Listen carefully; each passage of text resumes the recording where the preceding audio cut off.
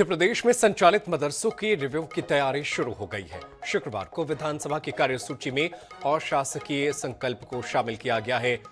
इसके पीछे तर्क यही है कि सबको समान शिक्षा मिले, अल्पसंख्यक बच्चे भी समान शिक्षा नीति के साथ पढ़ाई करें। देखिए एक रिपोर्ट। मध्य प्रदेश में मदरसे पर सदन गरमाया। विधानसभा में अशासकीय संकल्प। मध्य प्रदेश विधानसभा मॉनसून सत्र के 5वें दिन सदन में राष्ट्रीय शिक्षा नीति और गैर मान्यता प्राप्त मदरसों में शिक्षा को लेकर मुद्दा गरमाया रहा। मदरसे की शिक्षा को लेकर बीजेपी विधायक अभिलाष पांडे ने अशासकीय संकल्प ला रहे हैं। सरकार से इस पर रिव्यू की मांग की गई है। अनुच्छेद 30 पर उच्च शिक्षा मंत्री इंदर सिंह परमार का भी कहना है कि देश में इसका दुरुपयोग हुआ है। अब समय आ गया है कि इनका रिव्यू करना चाहिए। वहीं मदरसे मामले को लेकर बीजेपी विधायक रामेश्वर शर्मा का भी बड़ा बयान सामने आया।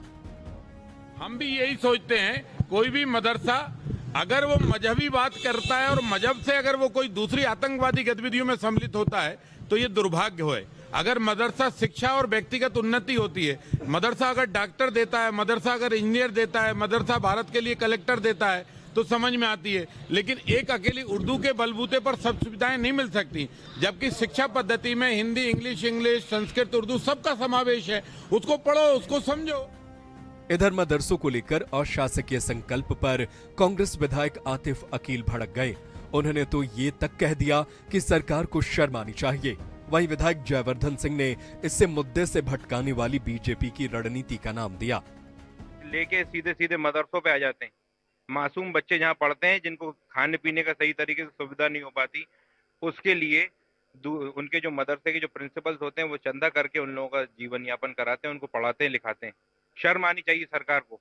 और ये वायरस इन लोगों के दिमाग में जो घुसा हुआ है, इसको कहीं ना कहीं निकालना पड़ेगा। अब देखिए, ये सब उसमें मतलब क्या है? मतलब ये सब ऐसी चीजें हैं जो जनहित के विषय हैं, उनसे ध्यान भटकाने के लिए भाजपा ऐसे मुद्दे सामने लाती है।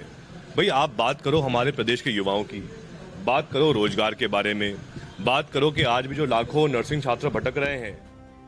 विपक्ष का ये भी आरोप है कि वह अशासकीय संकल्प अल्पसंख्यकों को धार्मिक या भाषाई आधार पर शैक्षणिक संस्थाओं की स्थापना और प्रबंधन का अधिकार समाप्त करने के लिए है।